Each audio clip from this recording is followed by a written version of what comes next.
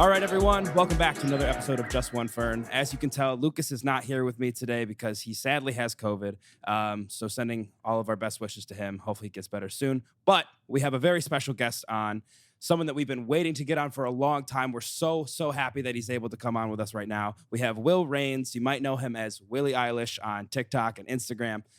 You probably know him best from his pickup line videos, his dad joke videos, all the good stuff. I can't listen to Return of the Mac without thinking of you now. I don't know if that's a compliment. Dude, it's a compliment for sure. But man, that song and then the Joke Is On You song, they will haunt me till my grave.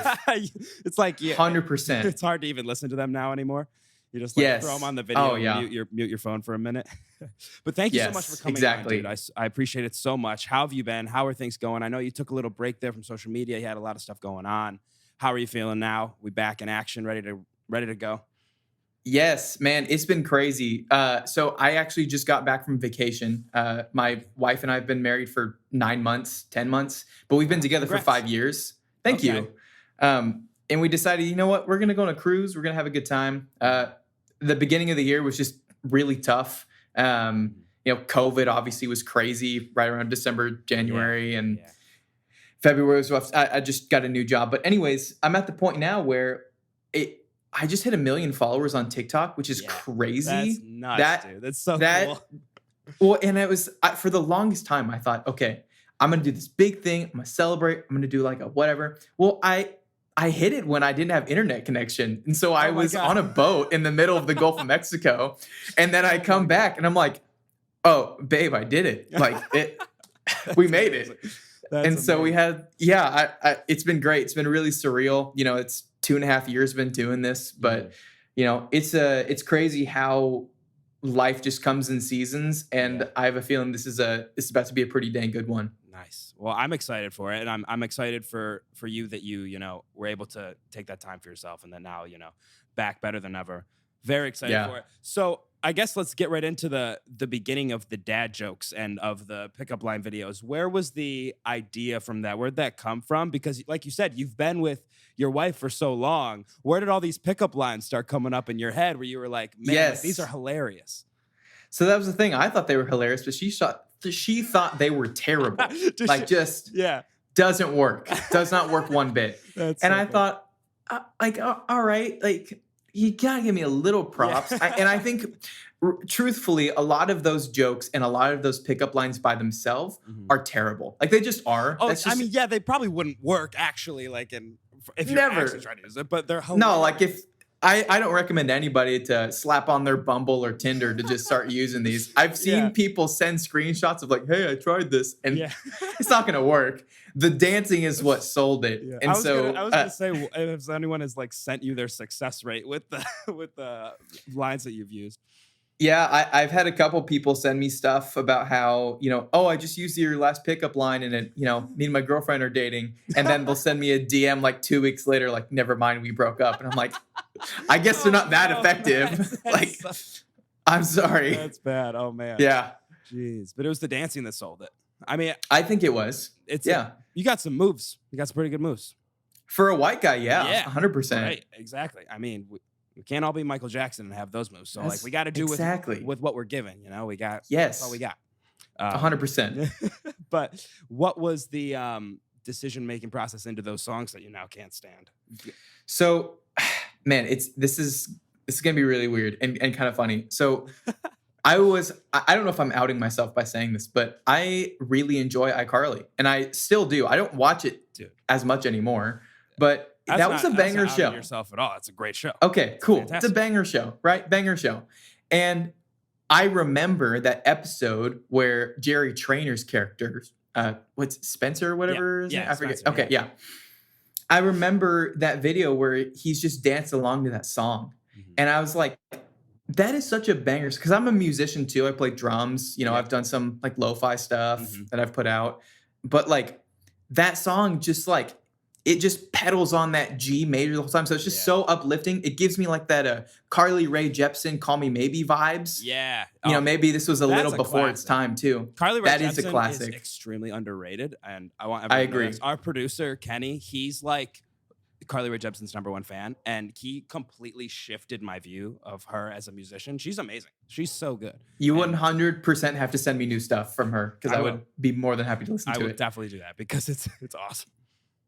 Yeah. But anyways, to answer your question, I just thought, hey, this is a really fun song. And I think that if I just dance along to this and add some type of text, I didn't even know it was going to be dad jokes. I just thought this is a fun song that I saw circling around on TikTok. Yeah. Let me just use this as the anthem for this series. And so the dad joke content series was born, and it was the third iteration where I had my first viral video blow up. And it was actually the day I moved out of my parents' place. Oh, I was like packing up all my stuff out of my room. Yeah. And so I had all this like free space laying around. So I'm like, oh, I guess I'll just like film a TikTok in my room. Yeah. And it got almost 2.25 million views in 48 hours. Insane. I mean, that's insane. That's crazy. I also feel like part of the success of these videos has to be just the simplicity of it. Like obviously there's a lot of work that goes into the videos, but it's also just like there's nothing crazy going on. It's just like funny watching you do your thing, and then some text to read. It's awesome. It's just, I don't know, art sometimes, because making videos and comedy, and that's art. And so the creation of it and the curation of art is sometimes there's too much in it, right? Like people go overboard with it, and I like the simplicity of it. It's just, it works. Yes. Yeah. I think that TikTok especially, they prioritize watch time. That's the main. They want to keep you on the platform for as long as possible. Yeah. And so I just took that mentality of like, okay, how can I do that with a 15-second video? Mm-hmm. And the thought immediately went to, well, you just put the punchline in the last second of the video. Yeah. That way the majority of people they've watched 93% of the video. Right. Because the first 14 seconds, even if the dancing is terrible and the joke is terrible, if I'm doing something to make people be like, what's going on? Right. Like I need to stay to the end. I got to figure out what he's going to say next. Yeah, I'm the same. Exactly. I mean, when you have even people that are like telling stories, like sometimes I get trapped watching like a 3-minute TikTok because I got to know what happens at the end of the story or else I'm going to lose my mind. That's brilliant. 100%. It's great marketing. Yeah. 100%. But when you're telling a dad joke, this kind of goes to, we'll get into your show as well, and we'll start talking about Waking Up with Willie. But let's go. When you're telling a dad joke, because I just recently watched one of your recent episodes with your friend where you guys were doing the serious or intense dad jokes. Yes. Yeah. When you're telling a dad joke, is it better to get a laugh or a groan? Oh, that's such a good question. It depends on your audience. Right. I would say a laugh is more satisfying. Yeah. But if you get a groan, that's people that are trying not to laugh, but they're like, every fiber in their being is just trying to be. I feel like when you groan, you're saying like, oh, I hate that that's so good. I hate that joke works. And yes, because you don't want it to. We're wired to not like dad jokes, but they're good. They work most of the time. They do. And I think that it's something where that content, it transcends any type of demographic. It's like, it doesn't matter if you're 16 or 60, you'll enjoy it. Yeah. And I think there's a huge win with that, of just being able to create evergreen content that works for anybody that watches the videos that I make. Yeah, no, I agree with you 100%. And I think that what you're doing with your show, Waking Up Willie, is like, it encompasses all those demographics of people where they can enjoy what you're putting out. So like, what is the goal for this show moving forward? Kind of stuff like that video of the intense dad jokes, or is it going to be more of a long form show? Because I thought it was hilarious how you call it a morning show, but not recorded in the morning, and it's not. Yeah. It's hilarious. But what's the goals with that? Man, I really appreciate you asking me that, because that's been something that's been just floating around in my brain for months. Yeah. And so I'll get a little real. I came to this conclusion of like, hey, I have posted stuff and have danced around to this Willie Eilish persona for 2 years, but I want to showcase more of who I am as a person and kind of what my friends are and the things that I like to do. And so Waking Up with Willie, the initial idea of it was, hey, let me create a morning show that almost has a feel of like kind of Good Mythical Morning, but very low budget. Yeah. And what can I do to make it to where this is uniquely me? And the thought was, well, I may not have a bunch of celebrity guests on my show, but I can Yeah. get some of my homies or some of Yeah. my coworkers Yeah, and exactly. just completely unscripted and just go with it. And that's Yeah. really that's been the goal with it is, hey, you know what? These first 3 episodes, they've been really fun to do. Mhm. And even though that I definitely don't have a big YouTube following, it's one of the things where like this is a new challenge and it's something that I'm really passionate and excited about. Yeah. And if it's something to where the content is good enough to where okay, you can put in some of these clips and make them into TikToks. Like, cool, Right. that's a win-win situation. You just create a Yeah. big old funnel of Yeah. this is content that everybody's liking, no matter how long or how Right. short it is. Right. Yeah. Do you find yourself enjoying this kind of content more than like your solo TikToks because you get to do it with like your friends and you're doing like a kind of mock interview kind of styles? Do you like find that to be more enjoyable, or is it just like a whole different ball game? 100%. Right now, I find it a lot more enjoyable because just like you said at the beginning, how I took that break from content creation, Mhm. and I've taken two now that were over 6 weeks. One of Yeah. them was 6 months, another one was 2 months, and it really came from like a creative burnout of like the first time it was I don't want to be just the dad joke guy. I want to be able to Yeah. post things that make me happy, Right. and then it became okay, I want to showcase stuff that's more unique to who I am as a person. And so it's been really cool to just have this mindset kind of, mindset evolve over, these years and months Mhm. of content creation of like, man, I'm at a point now where being able to have like a studio to where we can make dumb content and then just decide Yeah. on a whim, hey, let's do a dad joke off, which Yeah. is just the funniest thing It's ever so saying that funny. it's A like dad joke it's off. just Yeah. yeah, Let's joke each other off. That was so funny. I exactly. was crying laughing. That was so good. That was that was a quality line for sure. It was a great line. Um, Yes. so this is what is for the future then. Are you planning on having a bunch of other people interview with you and kind of getting, reaching out past your friends, or is it going to be kind of focused on you and your friends starting this new YouTube venture and kind of figuring out from there? I think it'll be me and friends for probably the vast majority of it. I've made quite a few friends in the content creation realm over the Mhm. years, and really, a lot of these relationships too. I'm super thankful for them because they've helped me with videos, helped me with advice, Yeah.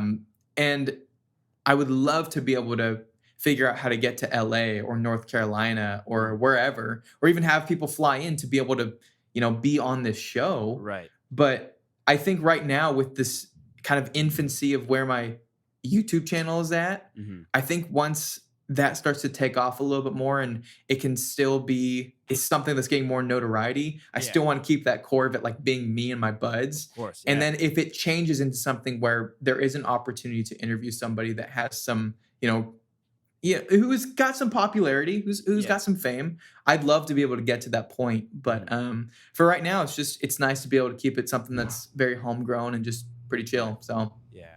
That's cool, man. I feel the same way. I kind of relate to you in that way where I've been doing this podcast for a while now. I've been doing it for about a year and a half. And yeah, there's something about we've only done one in-person show because me and my co-host, we don't live near each other. And so we started this in college and it's grown since then. But we want to do more in-person stuff. And I think like watching your show in person, it like shows how important it is to be in person with someone to get that, yeah, repartee when you're talking with them. And, the comedy works so much better when you can really get into each other's facial expressions and like play off each yes, other. And I think yeah. you and your friends do that really well. So I give you props for that and, express it well through the camera. So I'm excited to see where you guys go with it. Yeah, me too. The next episode we're doing, I'm actually going to the climbing gym with one of my buddies tomorrow because we're Okay. really into rock climbing. Nice. And I even DM'd the climbing gym that we go to and was like, hey, just want to let you guys know I'm gonna be filming a an episode of my show Yeah. here. So don't be alarmed when I bring in, a Sony A7 and some chairs that I'm just gonna set up by the bouldering wall. So Yeah. don't worry, it's all good. That's awesome. That's so Yeah. funny. I mean, just finding places like that to do content is just fun in itself because everyone watching was always so confused, and confusion is one of my favorite forms of comedy. When people are just like, what is going on? It's so funny to me. I love it. Yeah, like I feel like there's a one of the things that I tell people all the time is if like they're just getting into content creation, like a big thing is, hey, how are you going to provide value? What makes you different and what would make people want to click on your stuff rather than anybody else? Right. Yeah. And for me, I thought, well, a morning show that's not filmed in the morning, the premise of that already is kind of funny to create that confusion that you were just talking about. But then also having it be like hey, this is just something to where it's not like the production value isn't like top tier by any means. You know, it's literally shot in a makeshift studio. We have some decent cameras, but there's no script. There's no, like, I do all the editing and the shooting myself. It is literally just, it's me. Yeah. And there's something about that's, it's like humbling, but it's also like a super cool, just, hey, this is something that we are creating is just like people doing stuff of like, this is unique to the internet as far as I'm concerned.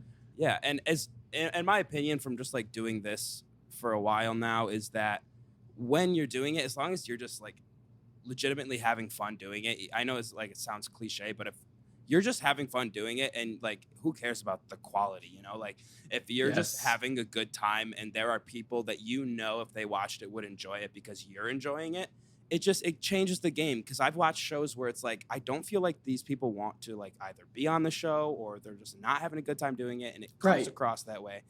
But if you are just having a good time doing it, man, it doesn't really matter what you're doing or what content you're putting out. It's fun, and it comes across that way. Content is content, and I think that it's going to take so many different forms and evolve over the years of just like the internet just continuously evolving. Right. Yeah. So even like, it doesn't matter if it's a podcast or if it's a fake morning show or a TikTok. It doesn't, or even just like just music in it by itself. Right. Like all of the content that's being produced right now, like being able to be a part of something, I think that is the silver lining with all of it. Is if you can be a part of something where it's like, hey, I created this and it may not be perfect. I think there's so much more just happiness that you get as a human being of like, I created something and it may not be perfect, but I think that the imperfections and the little things that make this content unique, it's almost like charming in a way of like, this is something that you're providing for people. I don't know. That's just kind of my take on it. I 100% agree with you. But with the show, Waking Up Willie, I'm very excited to see what comes next with it. I want to kind of switch gears a little bit because I noticed that you're a baseball guy. Yes. And I'm also a baseball guy. Grew up a baseball guy. But I'm a Yankee fan. Okay. And I feel like the majority of the world hates Yankee fans. So I wanted to throw that out there first, get it out of the way, just in case there was some tension there if you don't like Yankee fans. But no, it's okay. You're a Texas Rangers guy.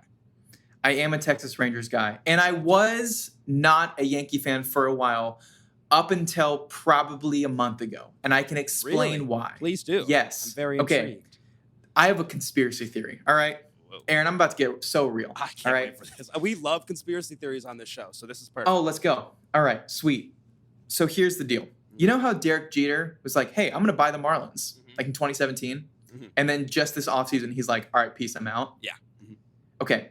So when Jeter hopped over to the Marlins, who did he trade over to the Yankees? He traded Stanton for 4 prospects that aren't even playing baseball right now. They're gone. They're either designated for assignment. They haven't even touched the majors. Right. And to me, I'm like, that just seemed like a little trade. A little, going to your Yankees, whatever. Sketchy, yeah. It's fine. It's fine. And then Jeter left, and I'm like, okay, I guess maybe that wasn't all him. So maybe the hate, I can, ease off the hate brakes a little bit. And then Joey Gallows has been a Yankee for, a while. I'm a big Rizzo guy. Okay. So, and Rizzo going to the Yankees, I like that. And now Isaiah Kiner-Falefa is a Yankee. Mm-hmm. Jose Trevino is a Yankee. Mm-hmm. Ronald Guzman, I think, too, is a Yankee.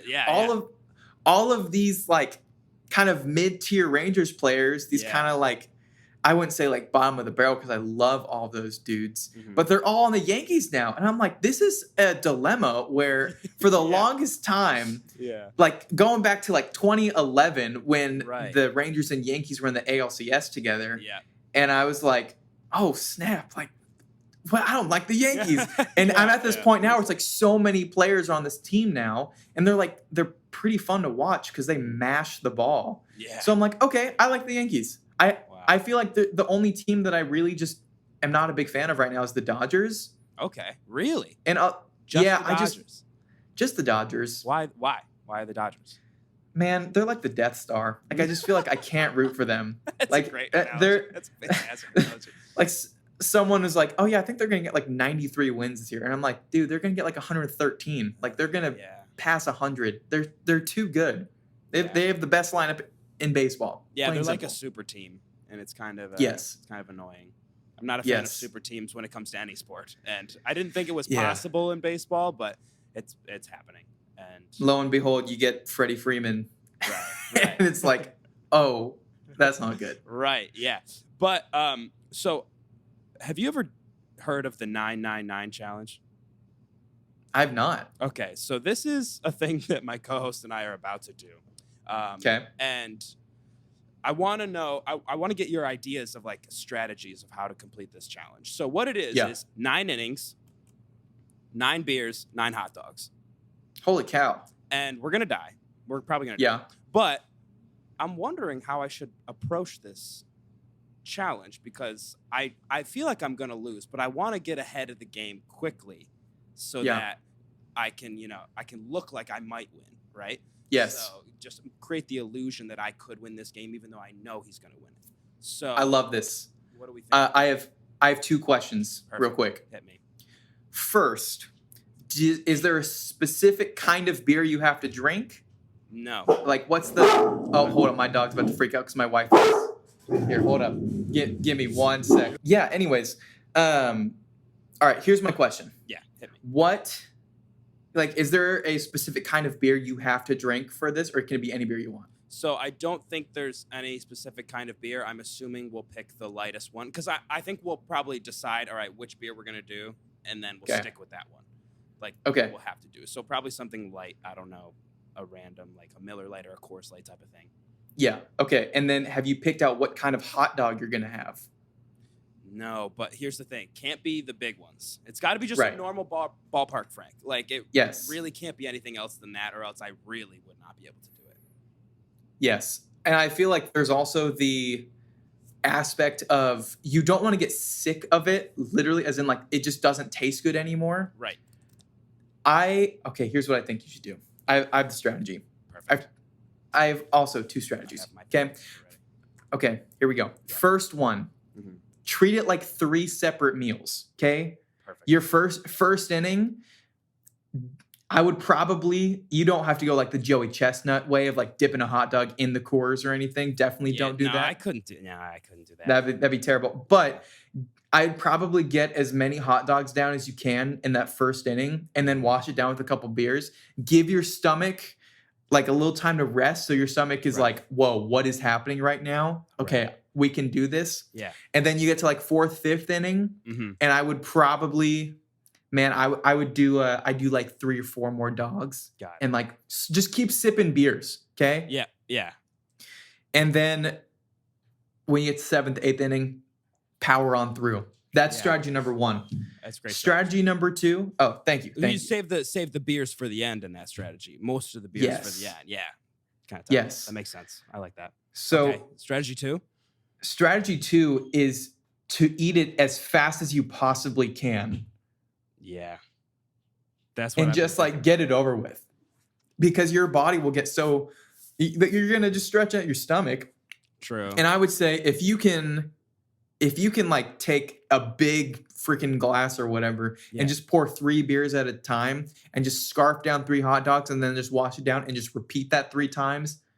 I think that you could probably do that in the course of a half hour. I'd only be worried about the aftermath of when if I do that, right? I just crank through them all as fast as I can. Yeah. Then I got to sit through the rest of the game feeling like I'm going to die. Whereas if I have if I have like if we're doing the long game, right? Like long game, I have something I'm distracted. My body is distracted by the goal, right? Whereas if I complete the goal and then I have possibly 2.5 hours left of game. Yep. That's gonna be tough for me. I don't know if I can do that. That's a fair point. That is a fair point. That'd be a difficult situation to be in. I think you can do it. I believe. In fact, I think that's all I really need. I need some, belief. I need someone to gas me up so that I can do it. And I don't know. My co-host Lucas, he's a bottomless pit. He can do. I know he can do it. I respect that. So I think as a follow-up, I got to hear how this goes, and then we should do like a virtual version of this, because I want if the Rangers and Yankees play each other, which I'm sure they do at some point. I would love that. We just gotta. That's what we got to do. That'd be awesome. I would totally do that. You are in Texas currently, right? You live in Texas? Yeah, I live in North Dallas. Okay, cool. Nice. Well, if we're ever in Texas, we'll definitely have to like swing by the studio and do some stuff with you. But I'm very worried for this, but it was something we were like, this would be really funny. And that's the whole point of the game, right? Yeah, that's the whole the whole point. This is fun. This might be funny. Let's do it anyway. Who cares? It's content too. If y'all are filming it or anything, like that's beautiful content. Right. And it's also, you get to just enjoy a baseball game.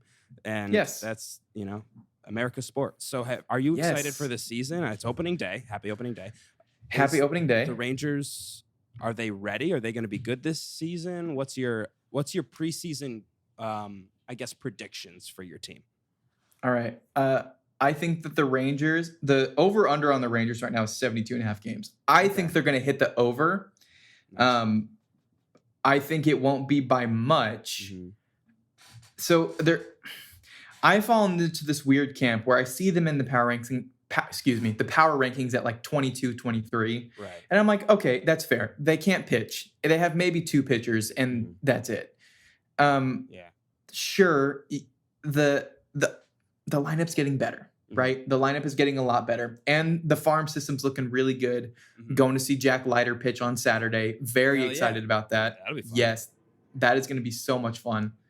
And then, man, I don't think they're going to hit the wild card spot, even with the extra playoff spot. Mm-hmm. I just don't think that they can realistically get to 85 games. I just don't think they can win 85.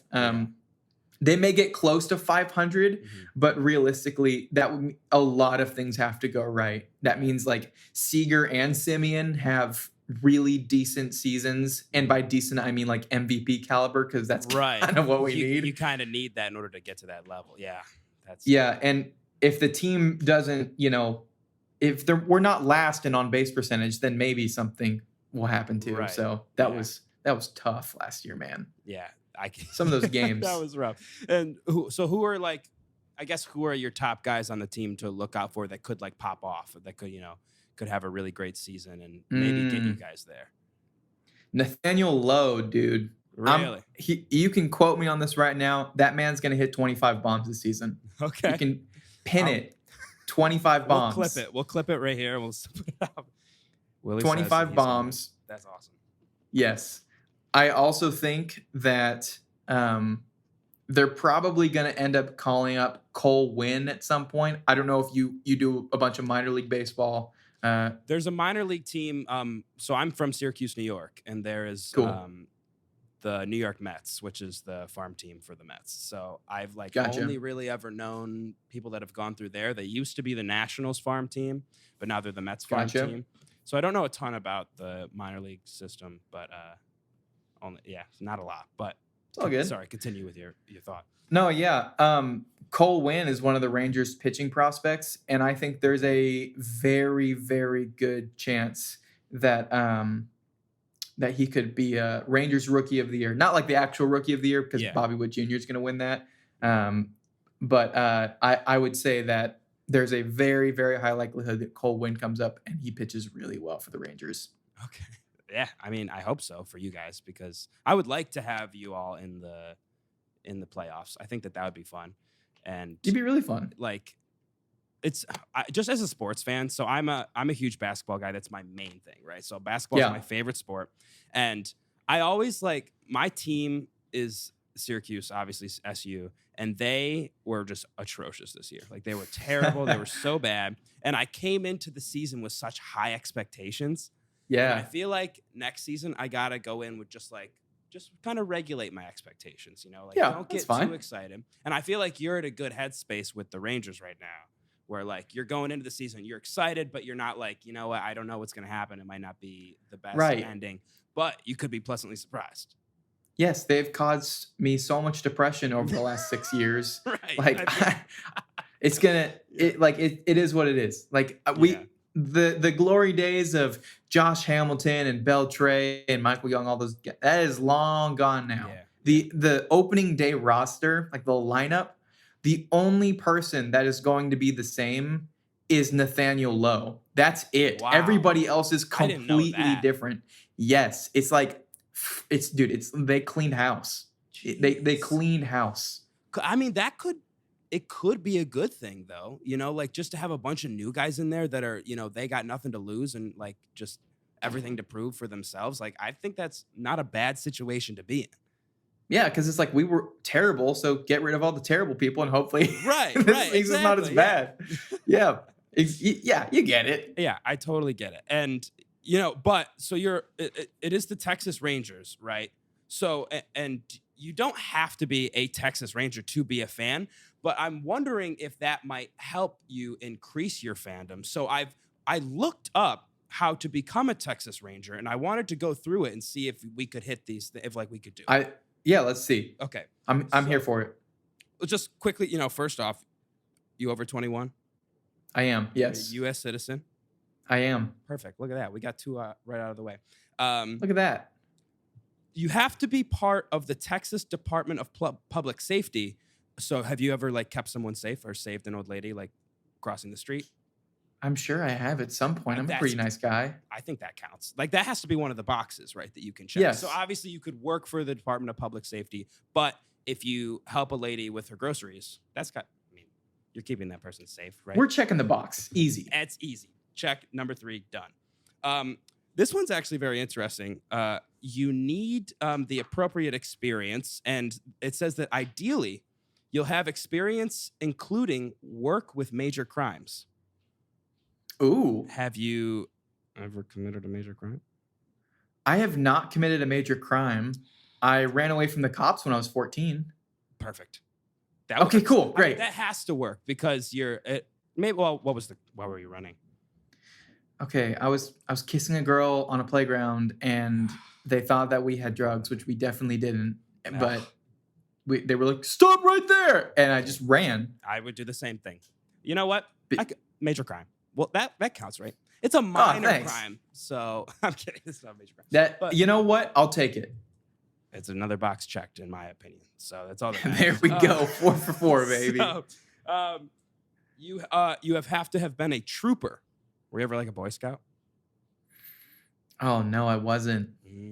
I wasn't either, so I couldn't do that. Dang. Have you watched the movie Super Troopers? Ooh, I don't think I have actually. Perfect. Box checked. That's number 5 down. We're killing it. We're doing really well, and we're going to become super fans. I love it. So you'd have to pass a physical and mental exam. The good news is the mental exam just sounds like an SAT, so like shouldn't be the worst thing in the world. It could be like more of a psychological exam. That'd be way worse. Yes, it would. So there's 2 options for the physical exam. I love options. Let me read them. Okay. So first option you have is the Concept 2 rower exam. So you'd have to row 2,000 meters in less than 9 minutes.